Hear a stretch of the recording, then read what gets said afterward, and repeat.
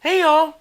Well, I wanted to give you a little follow-up video on living with this Centaurus DAC for about a week and some of the trials and tribulations that I've run into. So let me give a little history on my digital/streaming adventure. So when I initially wanted to start streaming some music, I was looking for just something to play some background music off my computer into a small little 2-watt tube amp that was hooked up to some budget clips speakers for my downstairs workshop, which we were in right now. You can see we're right in the middle of building some amplifiers for customers. But anyway, so I got this little Topic E30, and I was really happy with it. I mean, it did what I wanted it to do. Streamed YouTube video, music fine. That's what I was using at the time. And then I stepped up and got like Amazon high def kind of music streaming service. And yeah, I could hear the difference in the improvement from that. But I still, for the downstairs system, was happy with just streaming music off YouTube or, some of these YouTube channels that just kind of endlessly play loops. But anyway, so fast forward about a year, I think it was, that I did a review video about DACs. And I had somebody send me a Denafrips, I think it was an Aries 2.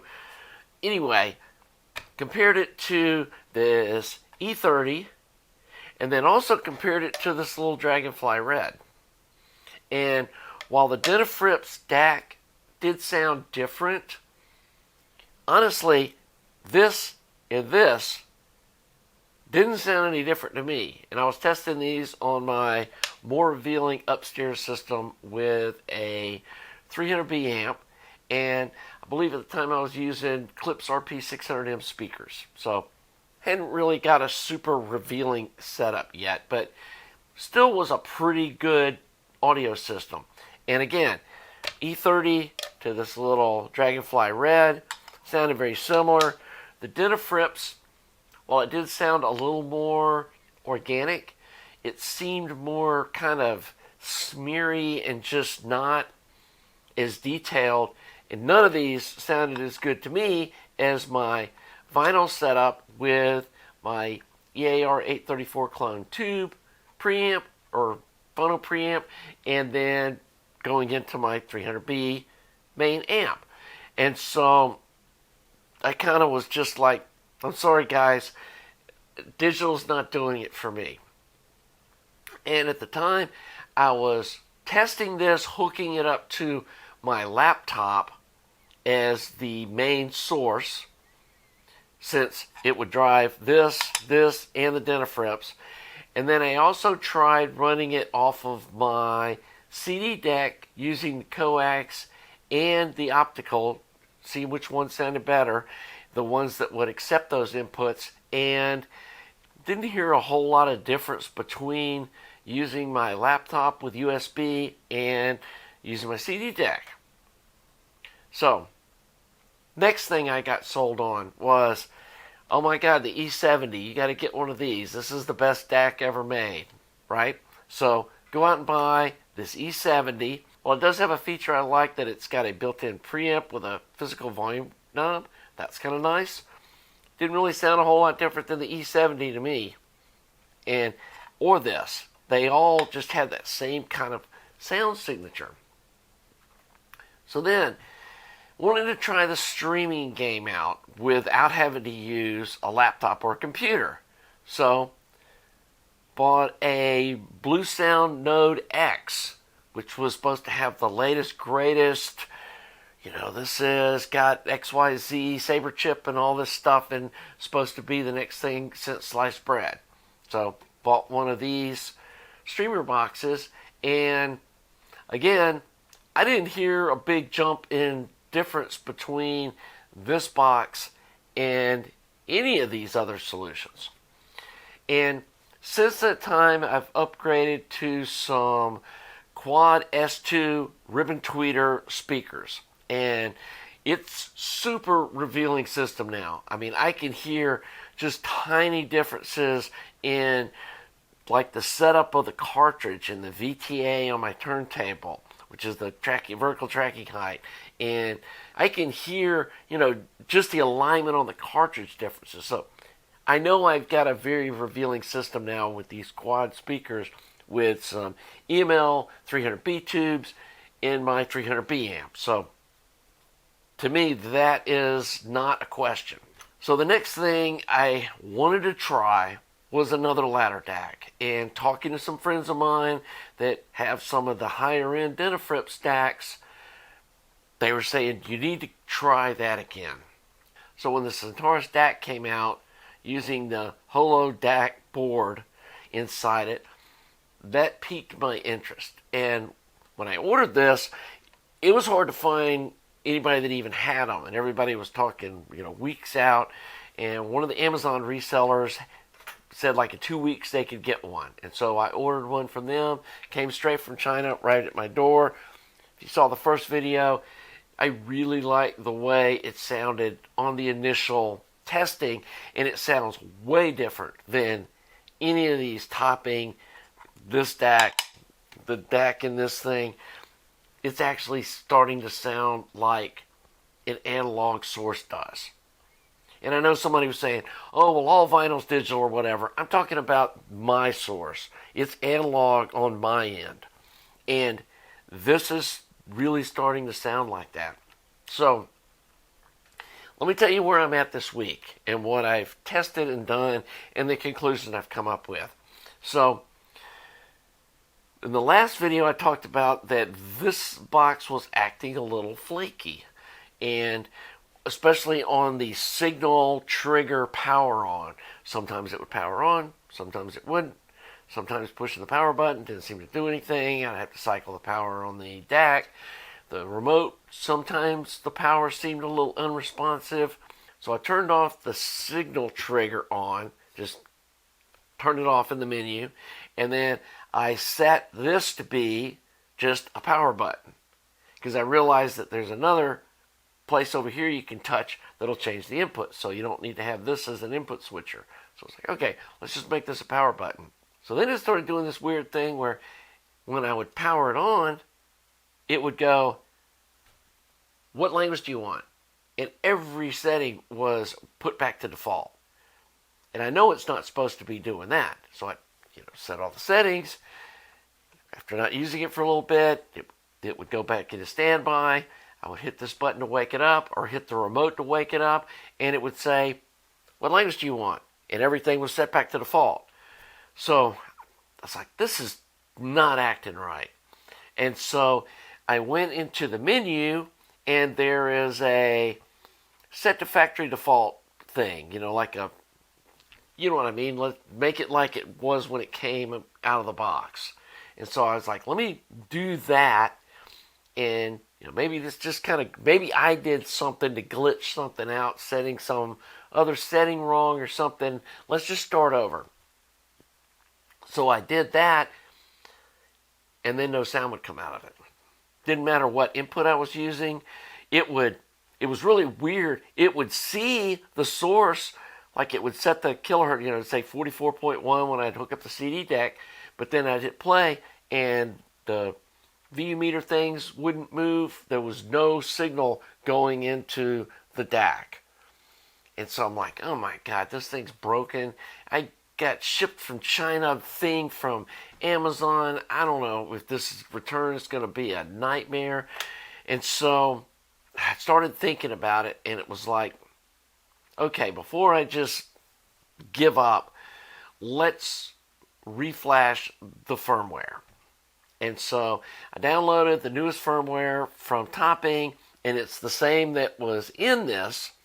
And this little box has got a cool way of updating the firmware. You hold the power button, you power it on with it hooked up to your computer, and it opens up a file folder on your desktop. You drag the firmware into it, and when you do that, it does its own thing. It updates the firmware and then gives you a successful or not. And it did that, successfully updated the firmware. All the problems went away. And so the only thing I can gather from all of that is somehow the firmware got corrupted when it was uploaded into the box.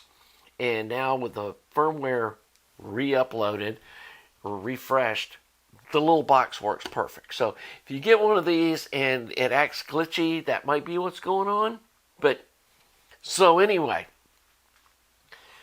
what am I hearing and what kind of settings do I like? I've played with all the settings. I've played with all the inputs. I tried using the streamer, this Blue Sound node with USB, with optical, and with coax.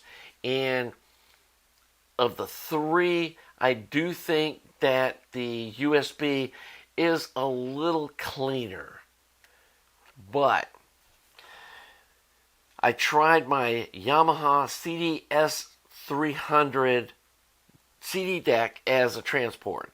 And it's got optical and coax out. So the optical sounds better of the two, of the coax versus the optical. And so setting the optical up with my CD, with a really good CD. It's one of those MoFi gold CDs of Hotel California, which I know is a really good mastered CD. Started playing with all the settings. And this box has the ability to do no oversampling, and then 1x, 2x, 4x, 8x, 16x oversampling. And so I listened to it with no oversampling for a little bit, and I would listen to a couple of songs to really get a feel of the vibe of what this thing is sounding like. And it definitely sounds way different than any of these DACs. It sounds much more organic. It sounds much more like my turntable setup does. But it just didn't have like that little top-end sparkle detail resolution that I was getting out of my turntable. So then I started playing around with the oversampling modes. And first one I tried was the best, which several people have said that sounds the best. Right? So anyway, try that. Too edgy. It reminds me of a digital photograph that's been like over sharpened. Yet at first glance it looks better, but then the more you look at it, it just is fatiguing and doesn't really have the nuances that the unsharpened one does. So started going through the different oversamplings and tried 1x oversampling, which when I read online, I'm not an expert about this stuff at all, right? I'm still experimenting, trying to find what works for me or what I think sounds good.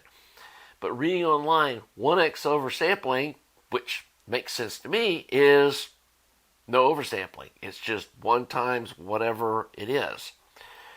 When I try 1x oversampling versus no oversampling, there's a big difference. And the 1x oversampling is like the Three Little Bears. I mean, it's the right sound to me. It's got that clarity and detail without being fatiguing. It just sounds really, really, really good out of my CD deck.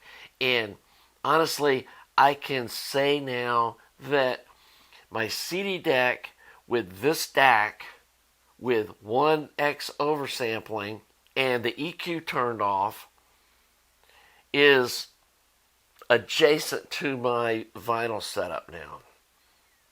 And it's not quite the same. I mean, it's different, but I can see now I'm going to be listening to this DAC with my CD DAC with physical CDs quite a bit. And I'm going to be going through listening to all my CDs again because I'm finding out that it's really enjoyable now. Now, there's some of the CDs that just don't sound good. And now we're getting into the mastering on the CD versus the mastering on the vinyl and which one was done better. And there's some of both. Some of the vinyl sounds better and some of the CDs sound better. And so, yeah, I finally am happy with a digital setup, but the streaming's still not there yet. And I'm not sure what's going on. So one of the songs I was trying was on Earl Clue, Whispers and Promises. It's track 2. I can't remember what the name of the song is. I'll put it up here. But really good song for listening for detail and nuance. There's these really hollow notes that, when done right, have a really deep sound stage, and they've got a real echoey kind of, mystery sound to them. And the CD deck with this DAC has that presentation. It's got that really big sound stage with a really deep sound. When I stream the same track through this streamer into this box, it sounds flat. It loses that holographic sound or the deep sound stage, whatever you want to call it. It just isn't there. And then it really loses like the detail around a sound, like a little cymbal tap. It gets the cymbal tap, but it loses the little, notes or harmonics around that sound that this one has with the CD DAC. So we're using the same DAC, and I tried all three inputs. So it's not like the optical out of the streamer into this. It sounds great with the CD DAC. Doesn't sound the same. That makes sense? So now I'm trying to hunt down getting the streaming to sound as good as my physical CDs do. And I'm hoping that's possible. I assume it is. I just got to hunt down this rabbit hole a little deeper. One of my friends that's been doing this for a while, that's really happy with his setup, said I need to look at these reclockers or DDCs, looking at those units. I got a little one on the way, those SMSL little boxes. I want to see what that sounds like. And I haven't experimented yet to see if it's the streamer part of this box that's smearing the details, or if my laptop straight into this is going to sound better. And like I said, might need a reclocker. That may be what's going on.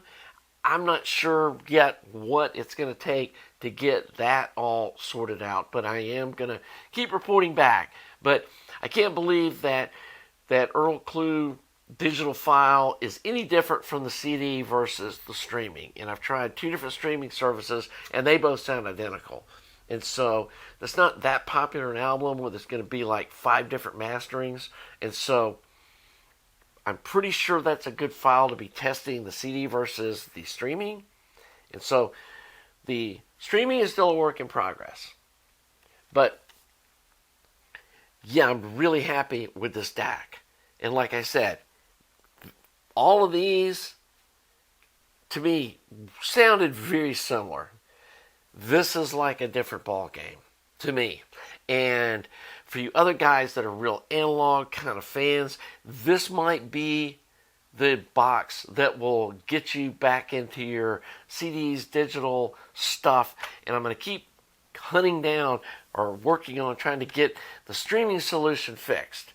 And if you've got any suggestions on like direct streaming devices to try that aren't stupid expensive, like, I'm willing to spend maybe up to $1,000 on something, because that's what this Blue Sound Node X was. Which, again, this box, these boxes, they all sounded very much the same to me. The nuances were so small, it was like, I think I hear something. This was a game changer for me. And again, if yours acts a little glitchy, try booting up new firmware or uploading new firmware to the box. That fixed this one. And I've talked to several of my friends that are, hardware engineers in the digital, electronics realm, and they said, yeah, there's nothing wrong with the box. It just had glitchy firmware in it. Don't worry about it. So, hey, long term, I'll be able to report on that too if it starts acting glitchy again. But I think that's all that was wrong with it. So, anyway, for now, that's kind of where I'm at. And I'm excited that I've got my CD adjacent to my vinyl now. And it took several years, and as you can see, buying a bunch of different little boxes to finally get to that point. But yeah, I'm really liking this.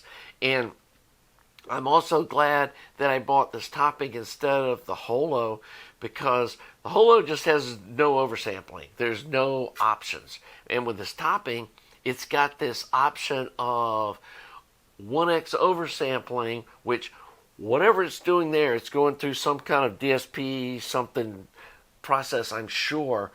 It really brings it to the level that sounds awesome to me. So anyway, hope you're enjoying this video. If you are, please subscribe to the channel. Please like the video. Thanks to all you Patreon supporters. And we'll be doing more about my streaming progress in the future. And hopefully we can get that to sound as good as my CDs. And until then, have a nice day.